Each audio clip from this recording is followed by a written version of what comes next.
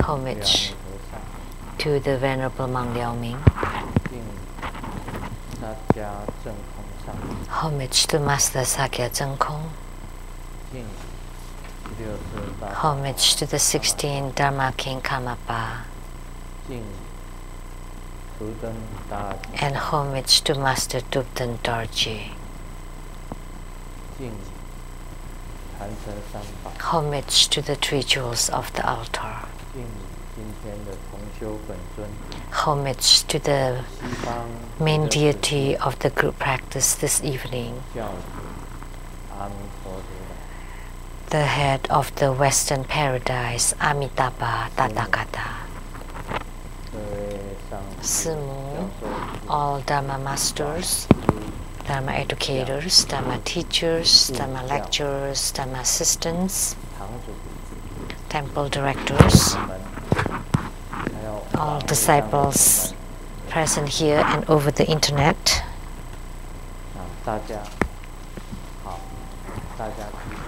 How are you? May all be auspicious.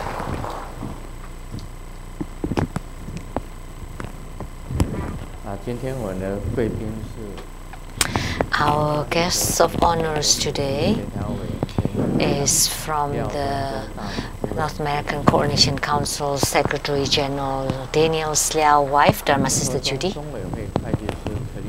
accountant to the Tribhuda Foundation, Dharma Sister Teresa, attorney to the Tribhuda Foundation, Mr. Jennifer Zhou, Miss Jennifer Zhou, from CTI TV Taiwan, the producer for the 给你点上心灯 Dharma Sister Rebecca Shiachi, and from Sao Paulo University of Brazil, a professor of a literary department, Dr. and Mrs. Chen, and Mrs. Chen also medical doctor, and the Sunny line dancers from Taiwan, only 2 of them this evening, and Dr. Ryan Zhuang.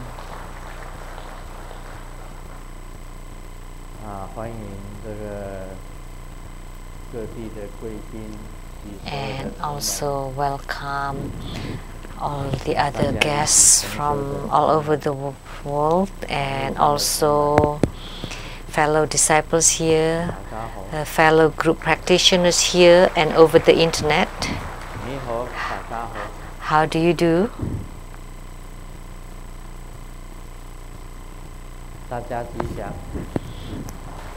May everyone be auspicious.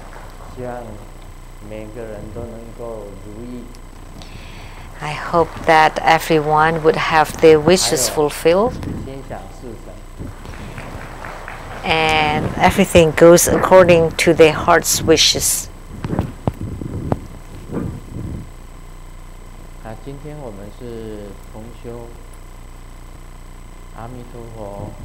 So today we practice Amitabha Buddha as our main deity. In Buddha Dharma, like as an example, in our visualization, we would first recite the mantra for visualizing the space, and then we visualize an expansive ocean, and the moon disk is arising on the horizon. And there's a seed syllable at the center of the moon disk, and that's the seed syllable for the deity. And then the seed syllable revolving to become the deity. So most visualization is like this. So every time I heard it's being recited, it's the same. Expansive ocean, a moon disk arising, seed syllable at the center, revolving to become the deity. Of course, this is called the 3 steps Dharmakaya. And in Tantrayana, this is a common visualization, but there's also other visualizations. Sometimes the visualization for different deities are different.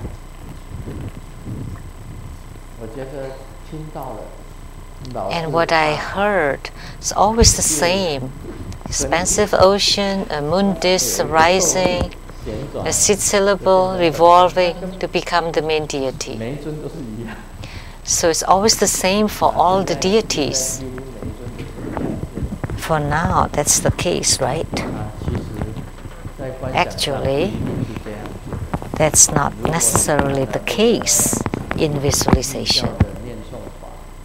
If you have checked on the practice procedure for the different deities, they're slightly different, and the seed syllables, of course, are different for different deities, and also the colors also different. If you want to pay into the details, sometimes they may not necessarily emerge from the moon disk. Sometimes they emerge from the lotus blossoms. First, you visualize the sky like the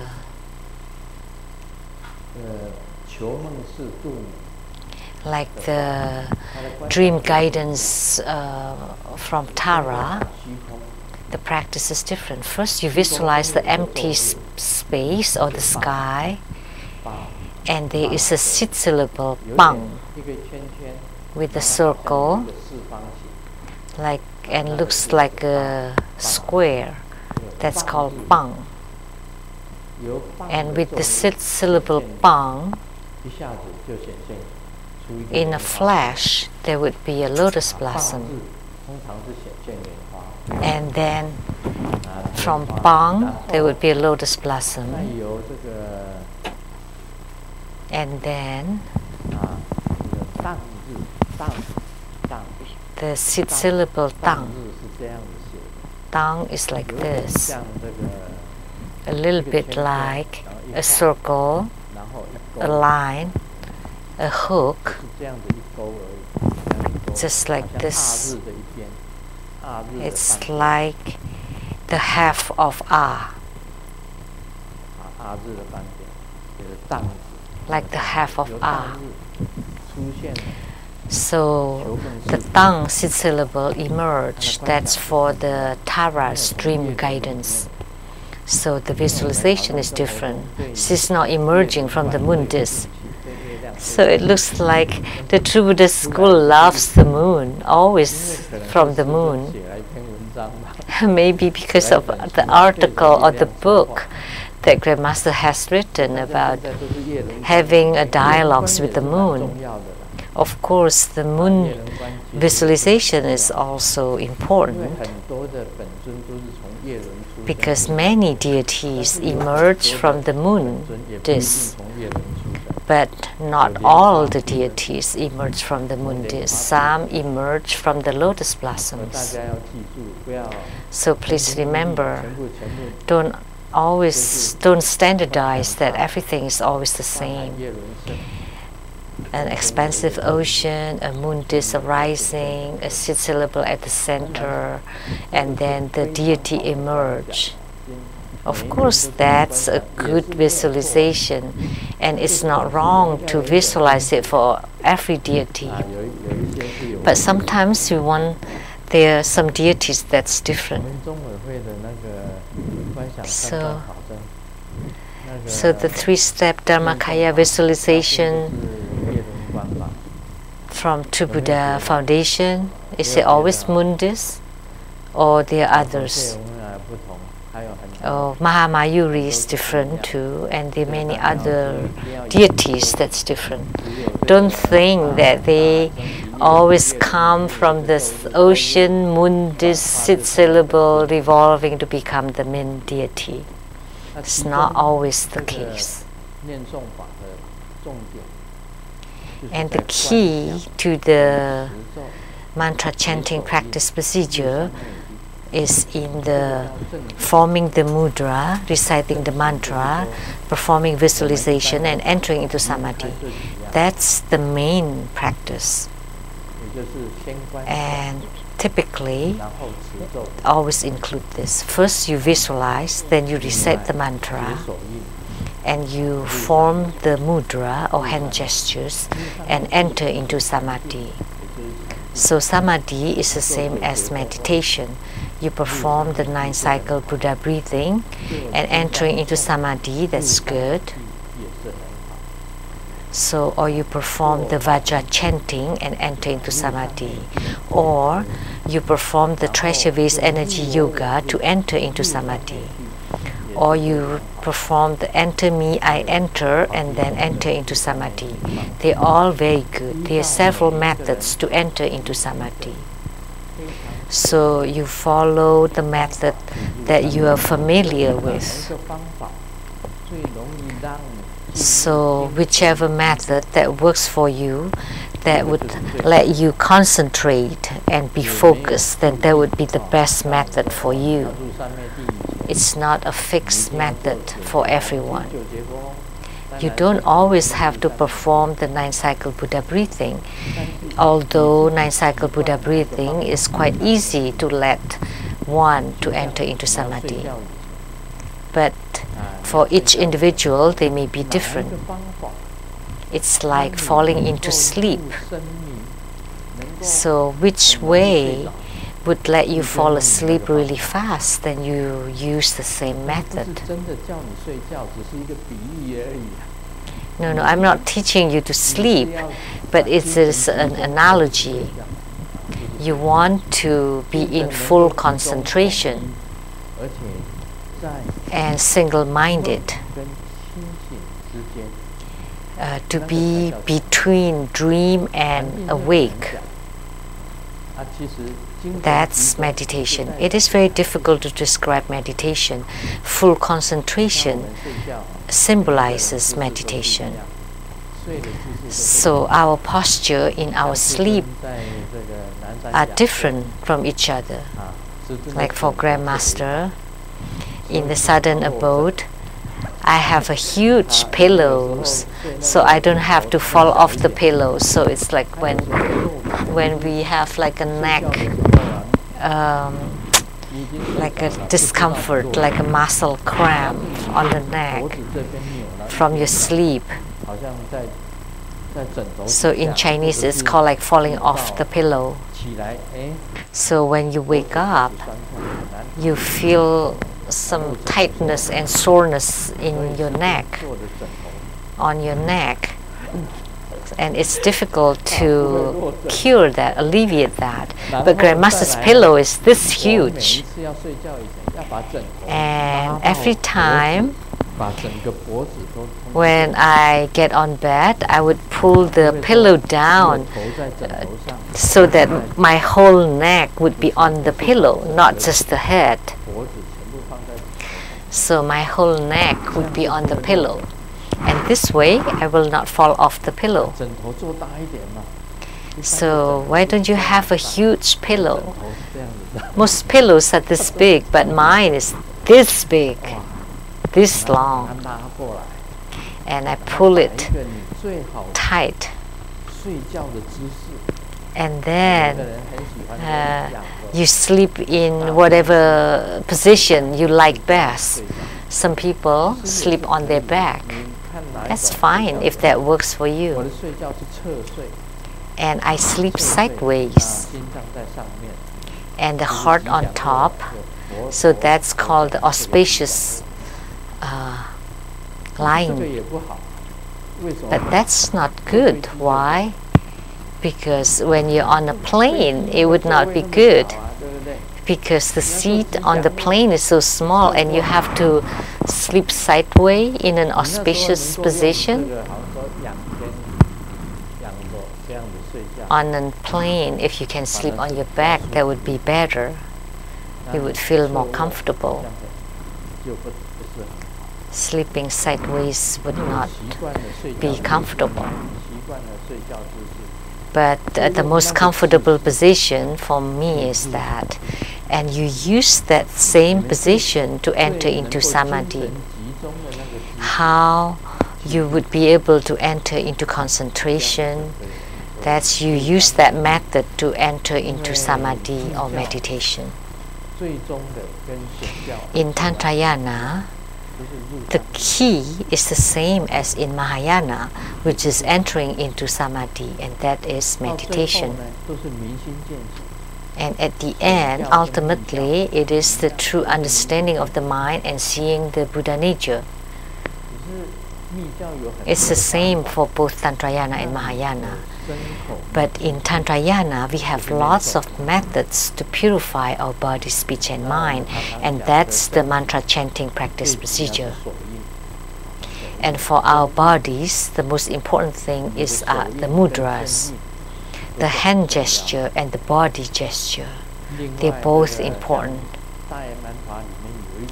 And in the Great Perfection Dharma, there is a mudra that's called the Vajrasattva mudra or body mudra, body gesture. It would be like this Vajrasattva. This is the body, and the two arms forming this, and the two legs are forming this, slightly bent and together. So this is a Vajrasattva mudra. When you lie down, you can form this mudra. The legs slightly bent and the two hands on top of the head. And then right here, you form a home character. This way, you would not get the black magic spells. And then you recite Om Ahom and you visualize yourself to become Hom, and then you become the Vajrasattva in that position. And once you become the Vajrasattva and enter into sleep, doesn't matter what is trying to attack you, because now the Vajrasattva is indestructible. This is a kind of weapon in the ancient India. It is indestructible, immutable, and very strong. So this represents the Vajrasattva, or like a bolt, diamond bolt. So you use this mudra to fall into sleep, then you would not be hurt, or the magic spells or curses will not be able to touch you. So you transform your body to become the Vajrasattva. And this also represents the purity of the body, and the purity of the mind, and the purity of the speech. And reciting the mantra to represent the purity of the speech. The visualization represents the purity of the mind. And the mudras of the hand or the body to represent the purity of the body. So you use these methods to purify the body, speech, and mind, and then you invoke the deity to enter into your body to transform yourself to become the deity. Once you gain spiritual response with the Yidam, the deity, then none of the cults, the curses, the spells would be able to touch you, because you have become the deity.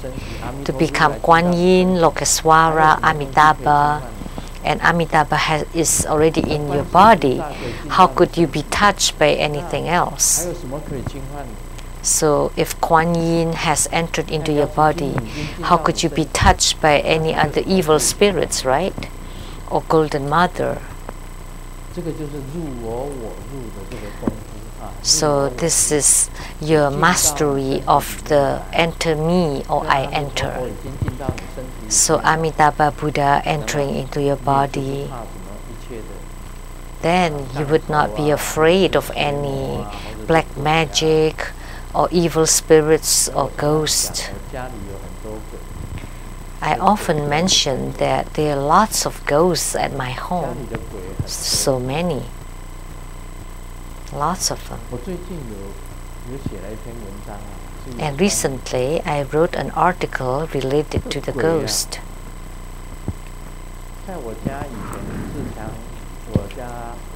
And when I live in the Hezhuo Xinchun, the new cooperative village in the Lu-Ling Road number 39, at the front there are a row of houses, and every day I could see 1 or 2 ghosts entering into the houses. Probably about 10 houses on the Lu-Ling Road number 39.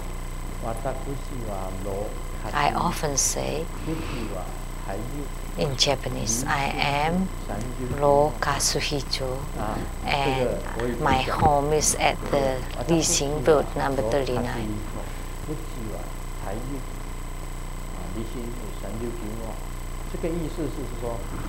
That's in Japanese. I am Sengyan Lu, and my home, Uchi in Japanese means home, at Taichung, Lu-Ling Road number 39. Lu-Ling Road number 39. And across the street there were 10 houses. Every day I could see ghosts coming in and out the houses. Every house would have ghosts. If someone said, there are ghosts in your house, you can reply, there are also ghosts in your house. Because ghosts can come and go into any house unless you do a protection around your house. And it's very special, these 10 houses. There were only 1 house that I didn't see any ghosts coming in and out from. And the other 9 houses, there were ghosts coming in and out. So I was really curious why that 1 house didn't have any ghosts going in and out. And finally, I checked out. I found out there was a retired soldier there. And he took refuge in a great monk of a Mahayana, and he shaved his head and received the Bodhisattva vows, made the Bodhisattva vows. And he often wear the precept robe, and every day he recited the Diamond Sutra. And in reciting the Diamond Sutra, he invoked the 8 Herukas, the 8 Vajra protectors. So anyone reciting Diamond Sutra and evoking the 8 Vajra protectors? So you who nodded the head, please recite it. So just one of them. The first Heruka is Ching Zai Jing Gang. Good. So the 8 Herukas, or Vajra protectors. So that was the only house that didn't have ghosts going in and out, because the retired veteran that took refuge in a great monk that had made the Bodhisattva vows and often wore the precept robe, and every night reciting the Diamond Sutra and invoking the 8 Herukas. That's why the ghost didn't go and out. In the daytime, the ghosts are not that many, but at night there were lots of ghosts. Why? Because the daytime is regarded as yang, and at night it's regarded as yin. And the living beings are yang and the ghosts are yin. So people that are really yang, Y-A-N-G, they're not easily attached by the ghosts. So this house, it turned out that the resident often recited Diamond Sutra, and he cultivated spiritually every single day. That's why the ghosts didn't go in. But the other houses have ghosts, in and out. Some 1, 2, or 3 sometimes come and go. And then there was another house. Lots of ghosts in and out. Over 20 sometimes, every time. And also over 20s leaving. So out of 10 houses, there was one house that have lots of ghosts in and out. And there was another house that didn't have any ghosts in and out. Over 20s, there was another house that was over 20s or over 30. And then I discovered that that house was a rental house. They have lots of college students that didn't do good. At that time, there was no computer or no internet, no cell phones. At that time, there were no cell phones. So at that time, before I made phone calls to Simu, I had to go to a public phone and I had to stand in line before I made a call to Simu. So we had to use public phones. There were no phones at home, and there were no cell phones. Not like now. We have cell phones, iPads, computers, internets. We didn't have that before, but there were several college students at that rental house. So they went to the tape rental places, and they watched the X-rated movies and played it at that rental house. And there were several college students got together and watched the X-rated movies. You know, the ghosts love the X-rated films the best. That's what they like most. Oh, it turned out that these college students were watching these X-rated films at night. And all the ghosts got the news and they all went there to watch. So there were 20s or 30 ghosts gathered every day, and they didn't know that they were surrounded by ghosts together watching the films.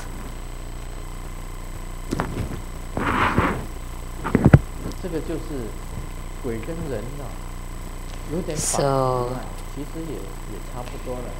actually they're quite similar, humans and ghosts. Why I had lots of ghosts at my home? Because I made offering to the ghosts every day.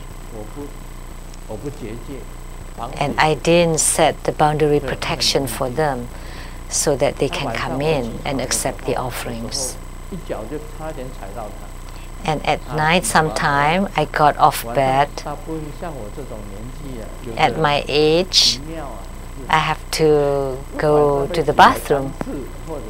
I have to get up for 3 or 4 times, sometimes for most people, but for me only once.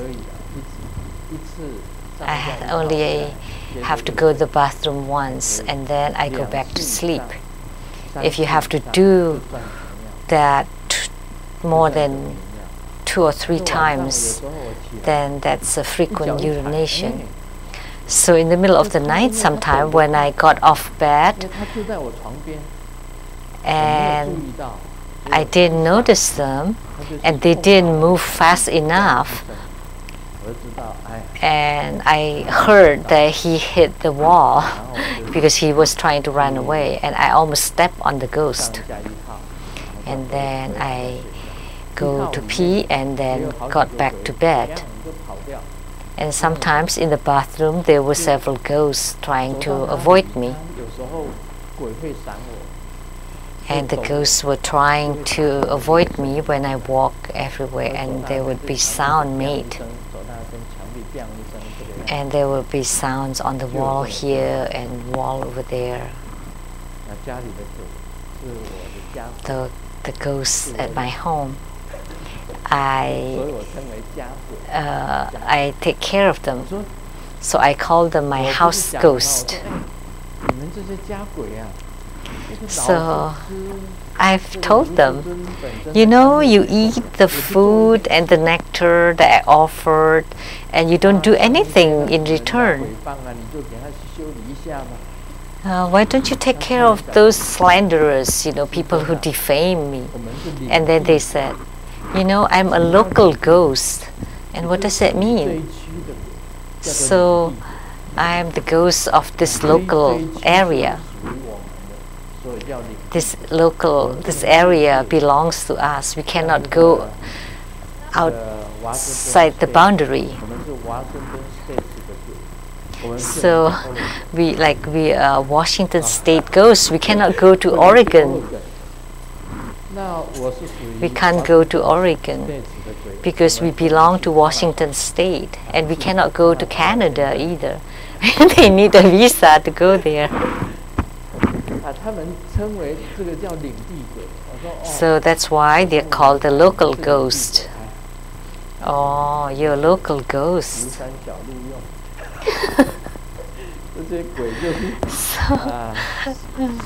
you can only do little things, small favors. So I just feed them and take care of them.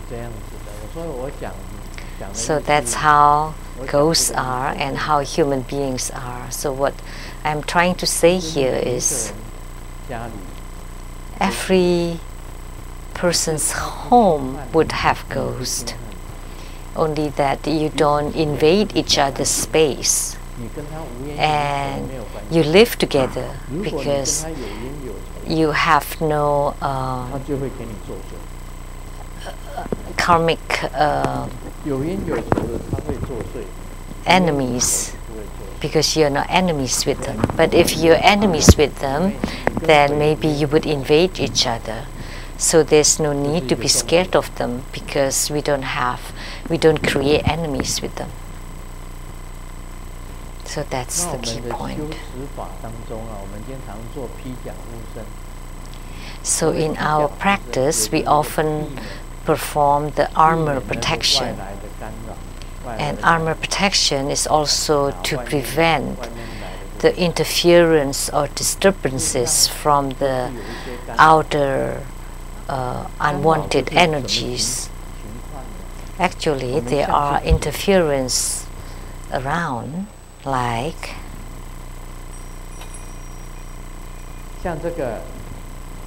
this. These timbals are separate, there's no interference. But when they bump into each other, there would be a sound. That is called interference. So you and the ghost, if you don't bump into each other, then that's fine. We're all at peace with each other. But if you bump into him, then there would be interference. And then we call this bumping into or crashing into the ghost or the spirits. And then how do you resolve it? Say if the ghost is attached to you, then you invite the ghost to leave. That's how to resolve it. So say if you bump into the ghost from the north or south or east or west, then you go to your backyard, your back door, or your deck, the back deck, and you face the same direction and burn the paper money and ask them to leave to that direction. Then you would be free.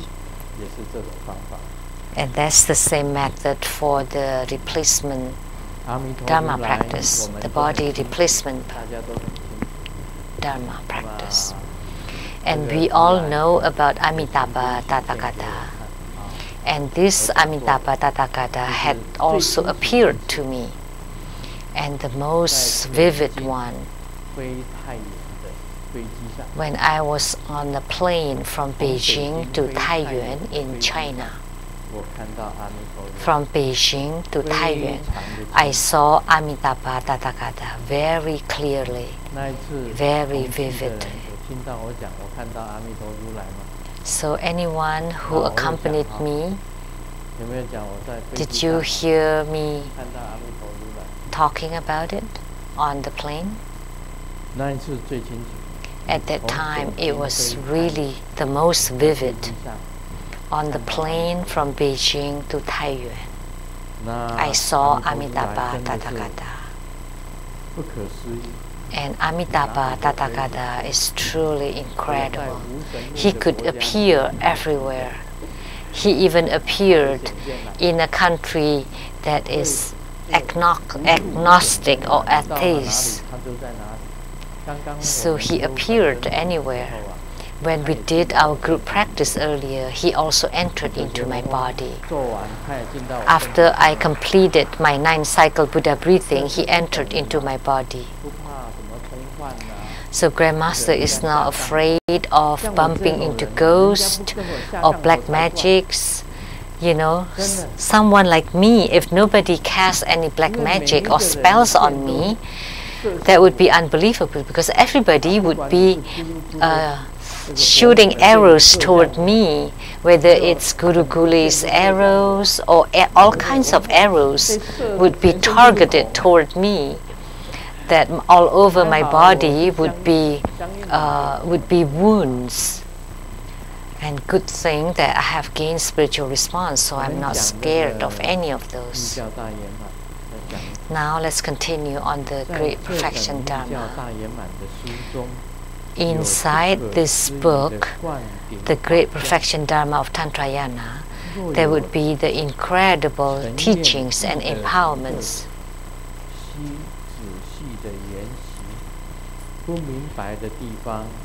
So anyone, the seekers and the serious spiritual cultivators that do not truly comprehend this teaching should seek a true Vajra master for the path instructions. And the Thai adept would transmit this Great Perfection Dharma to those with affinity, so that everyone could benefit from this. And this is the mission of True Buddha School, to turn the perfect Dharma wheel of the Great Perfection. And this is the mission of my life this time. Most importantly, I have to expound the Great Perfection Dharma very clearly, that there are stages to it, to this most important Dharma. And the most important part of this Great Perfection, of course, is Ati Yoga, and that would be Chöche and Tok. So Chöche meaning stopping, stop. So stopping is also meditation, also the method to teach you for enlightenment or true understanding of the mind and seeing the nature. And Tok is leaping, leaping. So after you gain enlightenment, you go beyond. You leap through the 6 rebirth realms, through the 4 sagely realms, all the way to Buddhahood. So Chöche and Tok are most important in the Great Perfection Dharma. So, talking about the stopping, what does it mean? No thoughts. When you have no thoughts, that's stopping. When does this happen?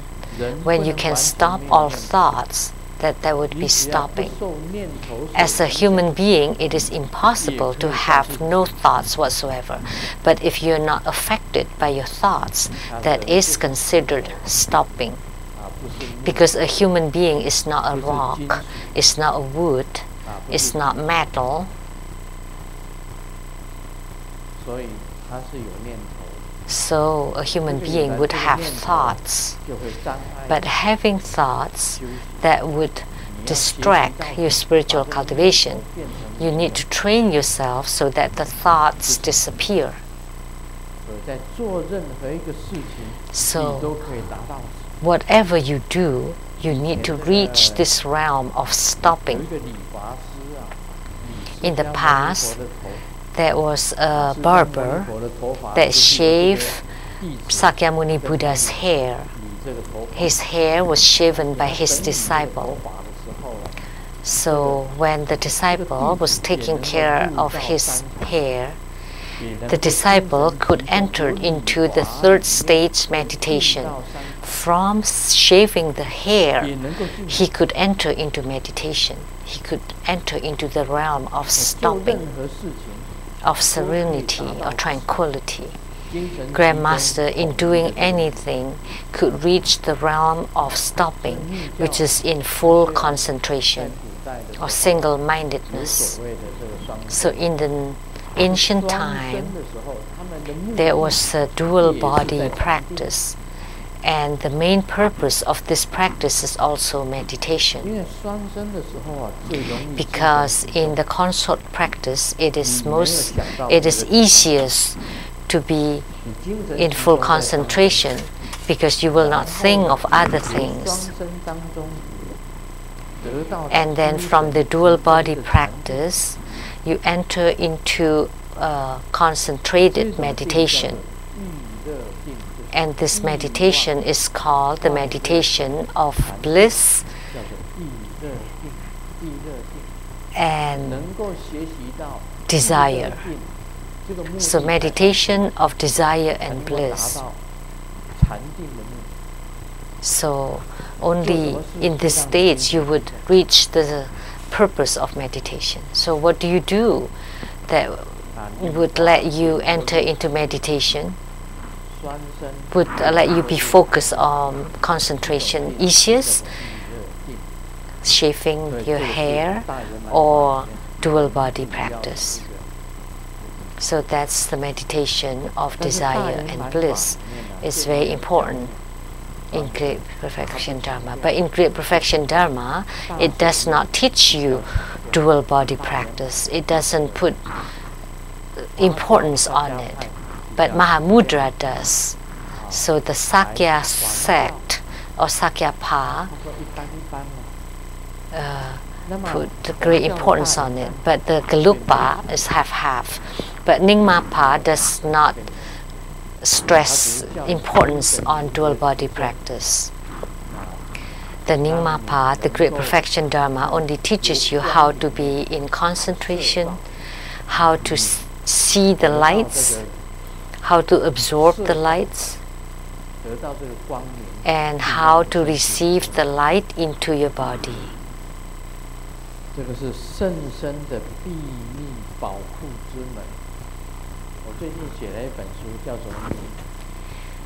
And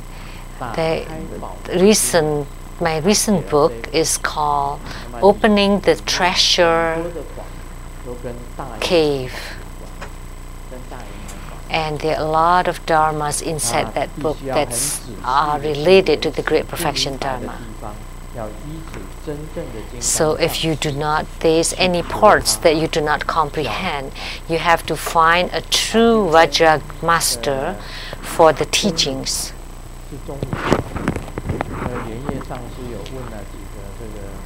At noon today, Master Lian Yue asked me several questions about Great Perfection Dharma.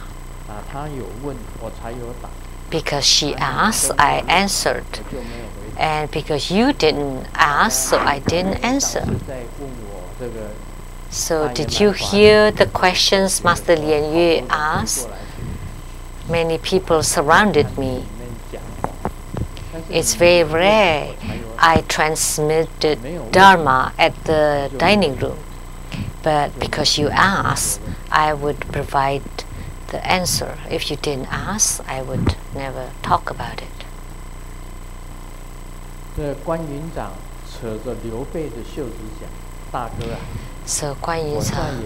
tugged on Liu Bei's sleeve and asked, I don't want to follow the military master because he always fought. And then Liu Bei said, you're not scared of the odor, body odor. Why were you afraid of the fart? But he said, big bro, you didn't know. Because every time after he farted, he would pretend that he didn't do anything, and everybody thought I was the one who farted.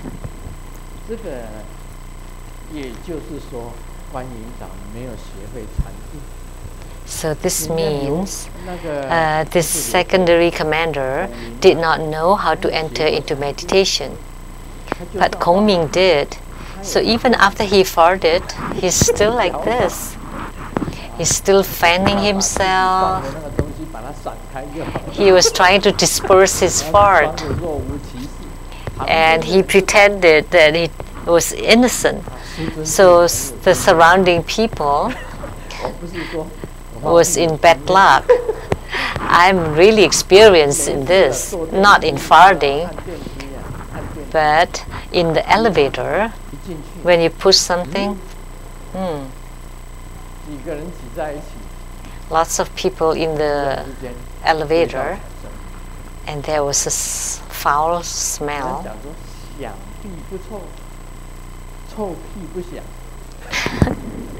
If you could hear it, it's not smelly, but when there's no sound, it's really smelly. And you cannot run away from it because you're inside the elevator. And you cannot hold your breath for that long.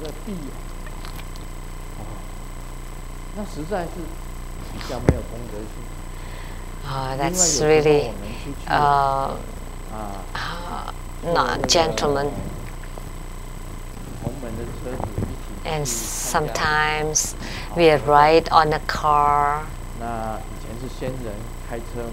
And in the past, Shen was the driver, and I was in the front, and behind there were masters and other people going somewhere. And it was all enclosed, the windows closed, and we're on the highway, and all of a sudden we smell something. Someone have thrown a really bad granite, and you didn't want to say anything because you would hurt other people's feeling. And actually, maybe we all want to fart too, but we try to endure it, but you did it. I could hold it, but how couldn't you? You should be meritorious. A lot of people inside a small cage, and you did it, and we didn't even know who. You glare at me, and I glare at you. So we open the windows and let the air in. So in an enclosed area, you need to try to hold it the best you can. You need to be able to endure. You don't want to do that. You will smell something bad from you. So sometimes you need to be considerate of others. It's not a virtue, but this is kind of, politeness or consideration for others. Sometimes when you drive in a car, something happened like this. Oh. That's a matter of manners and integrity. That's also incredible. So we should not open the door to the treasure vault at that kind of moment. So this is important.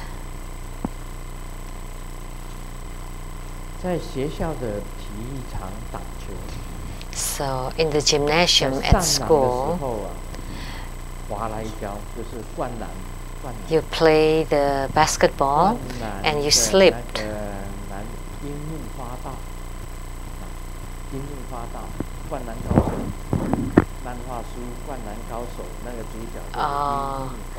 The character in the comic book called Ing Mu Hua Da, when he was shooting the ball, slip and twist his leg. So he was brought into the ER and made a phone call to my mom, and my mom was really panicked. And was it bad? Maybe we should have an X-ray and check on the bones. So he called his mom. The mom would say that. And when he called his girlfriend, the girlfriend said, so your classmates that accompanied you to the ER, were they man or woman? And when he called his friends, the friends were quiet for a while and asked, but did the ball got in? So why the answers were all different? Because they are different relationships. So sometimes when a disciple asks me about Dharma, I would observe them. If someone can accept the teaching, then I would gladly teach what's inside my heart. And if he or she is a mediocre student, just so, and no strong spiritual roots, or someone that's quite foolish like me, then I would teach them a very simple way. Just do this and build the foundation. And in the future, I would teach something deeper. Because Ati Yoga in the Great Perfection Dharma is only for those with a very strong spiritual roots. The same for Anu Yoga or Maha Yoga or the Yoga Tantra. They are all for those with strong and high spiritual roots. But the shallow or the low spiritual roots, you should study Shravakahood, Pratika Buddhahood, or Bodhisattvahood. And the medium spiritual roots are for the Kriya Yoga, Charya Yoga, and Yoga Tantra. And for the high or the deep spiritual roots, then they could be taught the Maha Yoga, Anu Yoga, and Ati Yoga. So different kinds of teachings for different kinds of people or spiritual cultivators. But here I treat everyone as people with high spiritual roots, really. Your qi are different. Your qi, your vital energy or aura are different. And Grandmaster can see that very clearly. The qi, if someone's qi is very pure and very clear, you can see. And the qi would be clear and pure. And you can see that their thoughts are very clear. and not chaotic, not turbid. So you're not very capricious or shrewd. So if people have a lot of scheming, when you have scheming, and you always set this up for this person or that person, and you have all kinds of different thoughts, or you think too much, you can tell from their face or their brain waves or the chi that they emit. You would be able to tell. So this is very important. Some people's chi are really good. So chi of some of our fellow disciples are very good, excellent. So once you have attainments in your spiritual cultivation, you would be able to observe the chi of people. So you just breathe in their energy, you would know. You just walk by and breathe in, and you would know whether the chi of that person is good or bad. If they have bad chi and you befriend him or her, that would be dangerous. That would be dangerous because their thoughts are chaotic, and when they got mad, maybe you would be killed. But those with good chi are good, but those with bad chi, they could be dangerous. Of course, we still respect them, but don't get too close to them. Like the mentally disturbed people, the chi are not good, and they're all just really bad, really chaotic and really bad thoughts, and the chi that they emit really would be very dirty and very turbid, really bad. And of course we try to keep a distance from them. But those that emit good chi, that you should be close to them, and they would make you happy. So most spiritual cultivators would make you happy. And sometimes chi can also change. Like for a period of time, the chi for this person is very good, and 6 months later or a year later, that person comes again, and oh no, they become like a street wanderer, and their thoughts are not proper anymore, and the chi become really contaminated.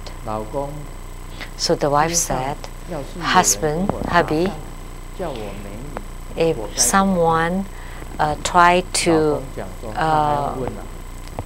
court me and call me beauty, what should I say? Well, then you have to guide him cross the street, because he must be blind.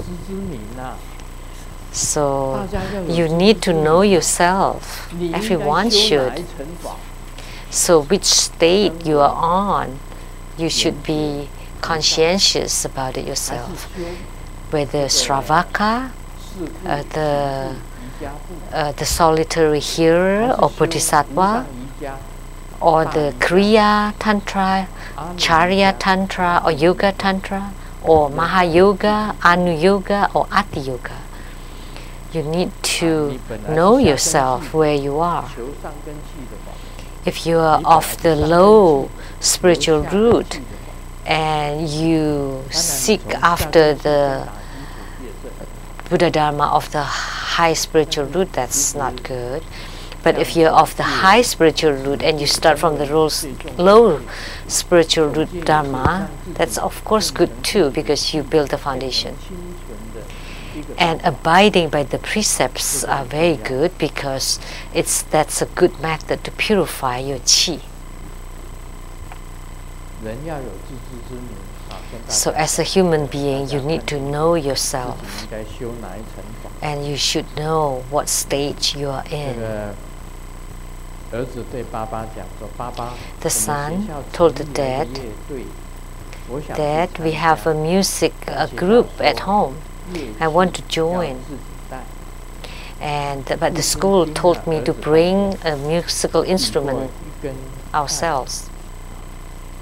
And the dad gave him a chopstick,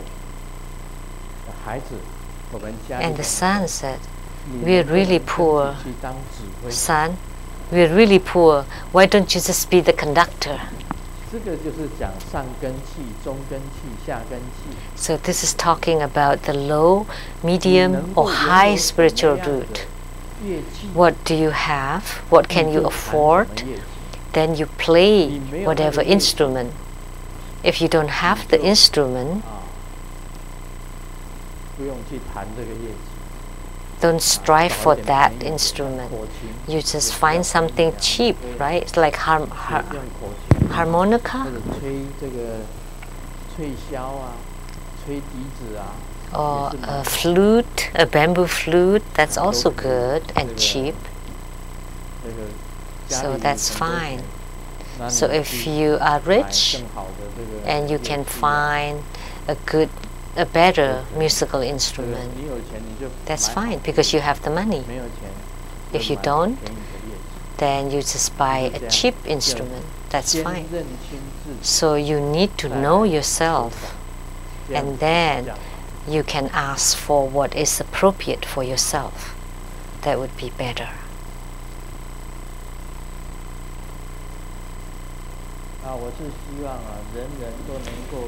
And I wish that everyone would have a perfect spiritual cultivation. And this is the mission of True Buddha School, to turn the perfect Dharma wheel. And this time, this is what I'm turning, by expounding the Great Perfection Dharma. So that would be all for today. Om Mani Padme Hum.